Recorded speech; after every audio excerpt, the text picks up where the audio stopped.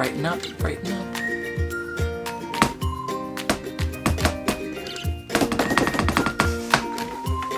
Our house isn't steady.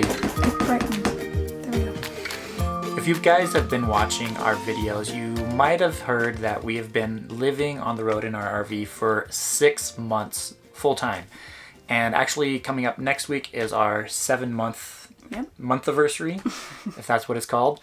And with that though, living on the road and living in a travel trailer, we get the question a lot, why did you guys decide to do this?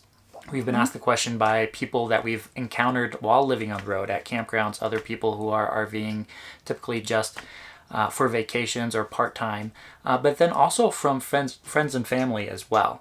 And living in an RV definitely isn't for everyone, and everyone does it for different reasons. Yeah. So today on The Great Adventure, this week's video, we're going to talk about why we decided to do this and why we embarked on this journey. Yeah, a little bit of our story. And when we answer people and campgrounds and friends and family, they kind of get a short version of it. So we're going to give you the full long version so you can know really more about us and our story and how we got here.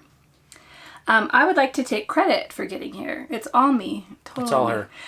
No, but maybe 4 or 5 years ago, I read a book by Jen Hatmaker called 7, and that sparked this little something in me. Idea of minimalism. And so from reading that book, I read more books and found blogs, and it just kept kind of spiraling from there about minimalism, and started getting rid of a lot of our stuff.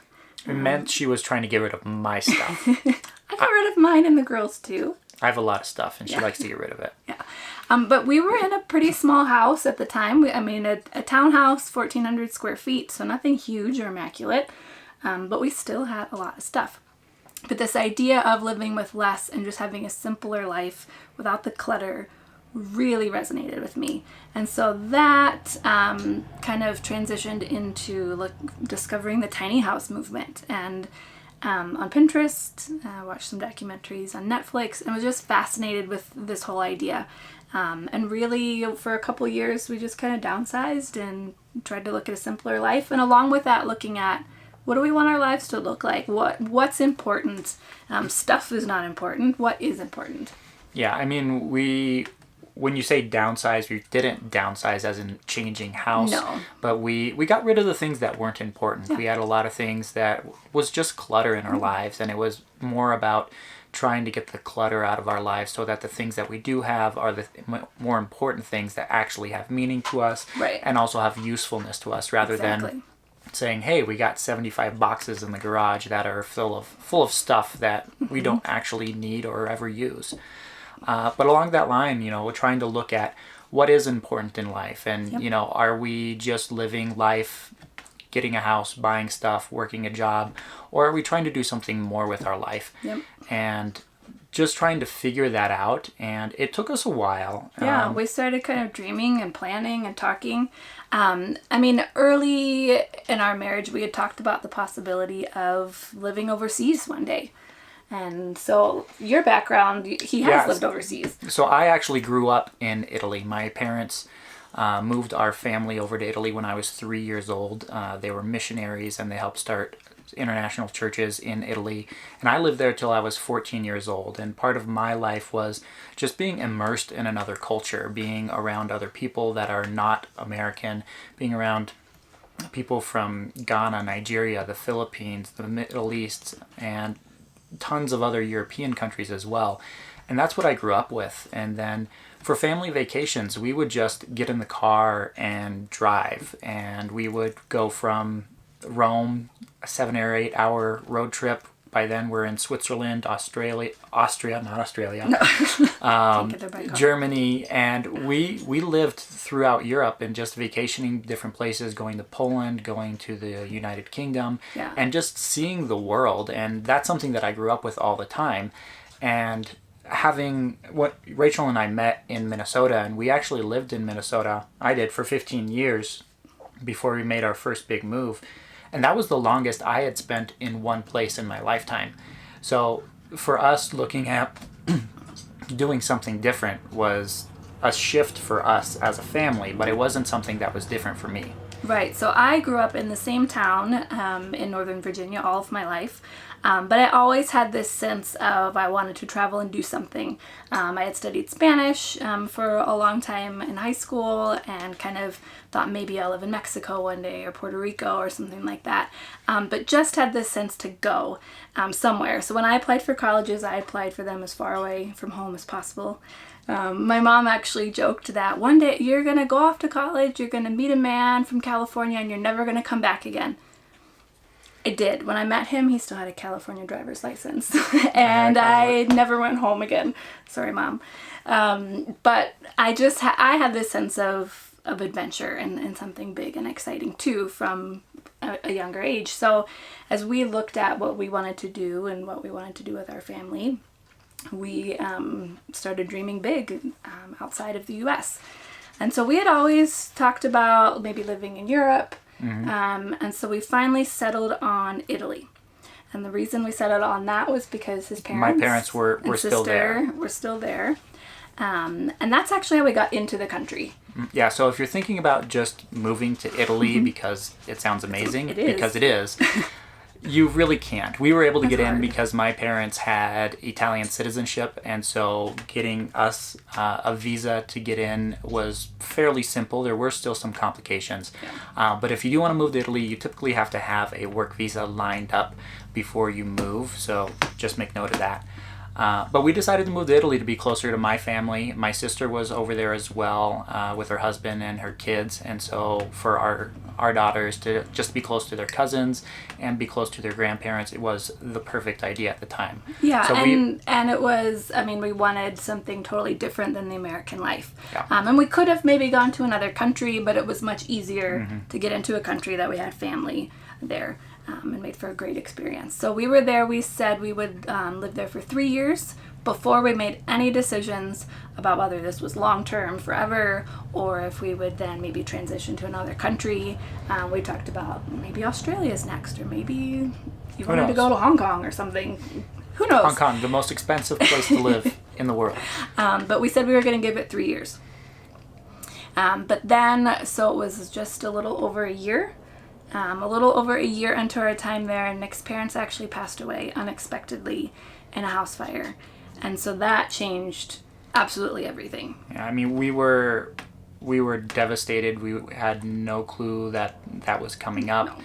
Completely threw a wrench in everyone's plans, changed our lives completely. Just thinking about the time that we had in Italy so that our girls could be close to their grandparents for that period of time. We're so thankful that we made that move. And we know, like, we had, been dreaming and planning and praying about where our next step was. And we really felt that was the right step. And we know for sure that was the place that we needed to be for that time.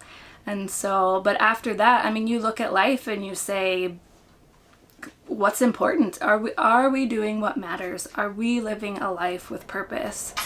And so, I mean, something that big and dramatic changes everything.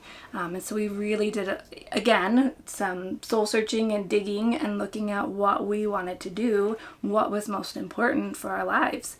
And to add insult to injury, though, like, we were there because we were able to get a visa under my parents, and with their passing, we actually weren't able to renew our visas anymore. So we lost the reason for being in Italy, but then also we lost the ability to be in Italy. We had to go. So we had to look at, what our next plans were. And when we knew we would have to move back to the States, so when we came back for some of the services that we had that January for my parents back in the States, we started moving some stuff back, put things in storage with my brother.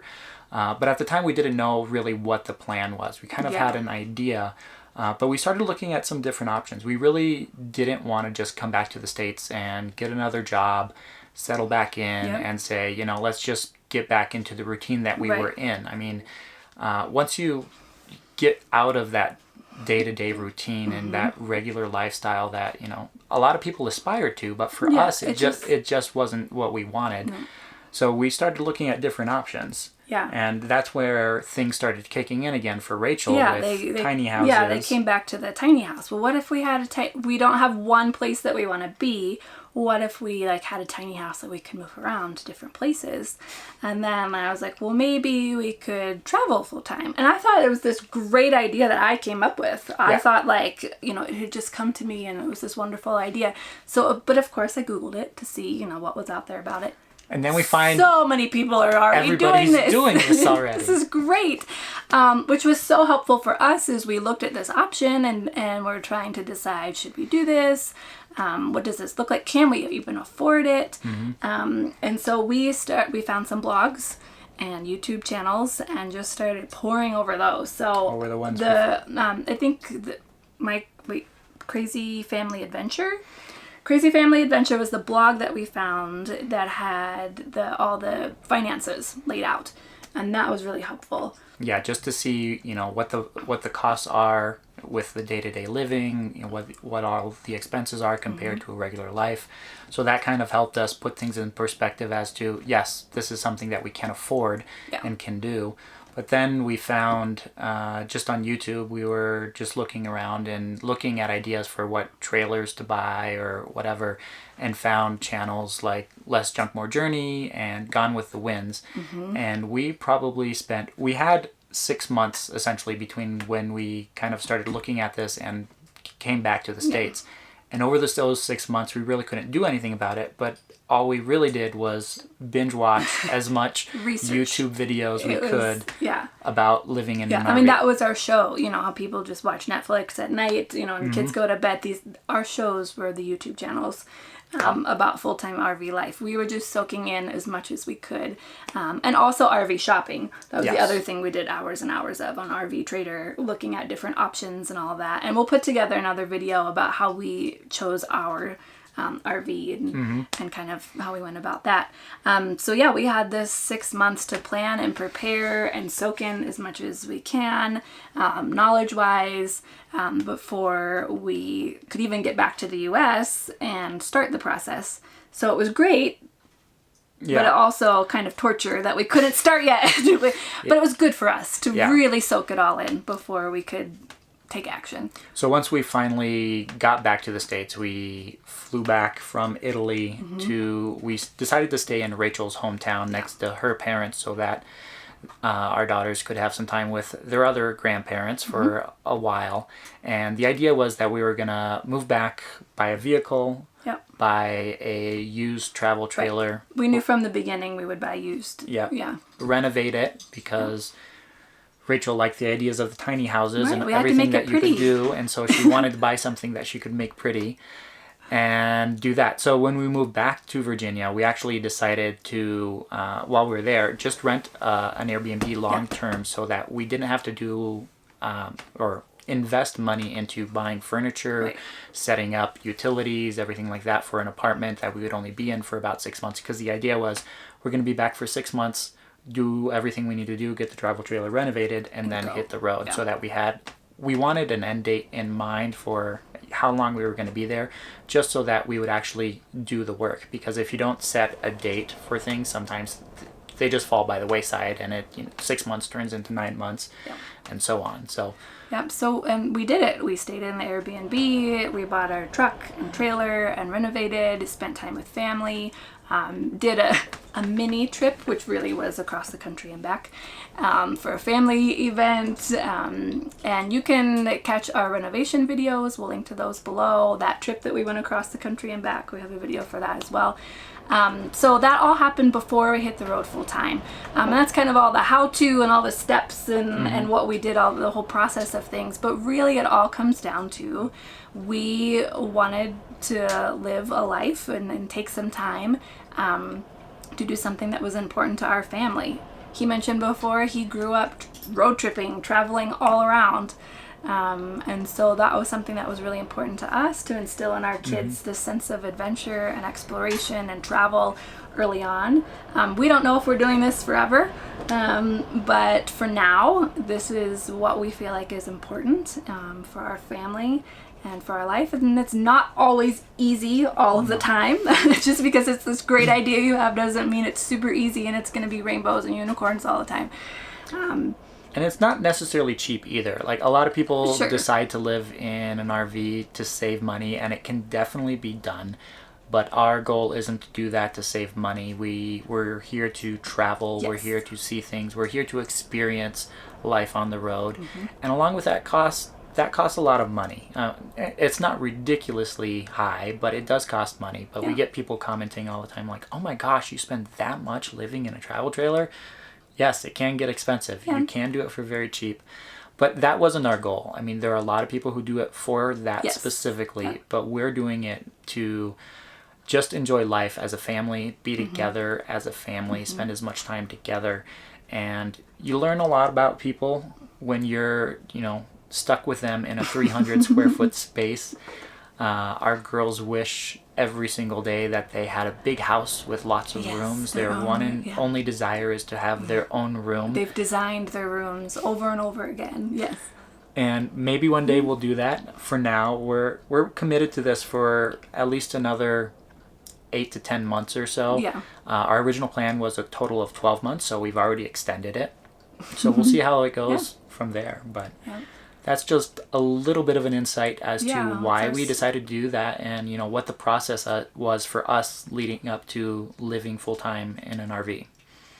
So, do you have anything else to add? I think that's all. Yeah, I mean, we did this video to answer the question that we get all the time, why did you do this? But I love hearing people's stories. Not just full-time RV living stories, but just the stories and their background. That's something that maybe it's because I'm a reader and a writer. I don't know. It's the story that gets me. So hopefully this was helpful for you, maybe inspiring in some way. I don't know. I mean, it's really important to, even if you're not a minimalist or somebody who's going to sell everything and live in a tiny house, that you really evaluate what's important in your life. What are the goals for your family? What do you want your life to look like? And go for it. Don't just wait for someday. We hear that a lot from people. Oh, you're living the dream. Someday I hope I can do that. Just go for it. Go for it. Do it. And we get comments from you guys all the time, and we love every single comment that you guys share. But we'd love to know more about you guys as well. Yeah, what's your story? Share your story in the comments below. If you're thinking about going full-time in an RV, let us know what the reasons are that you're thinking about doing that. What drove you to that decision, or if you've been doing it for a while. We'd love to hear what you have to say and contribute to the conversation. So I love them. I love to hear.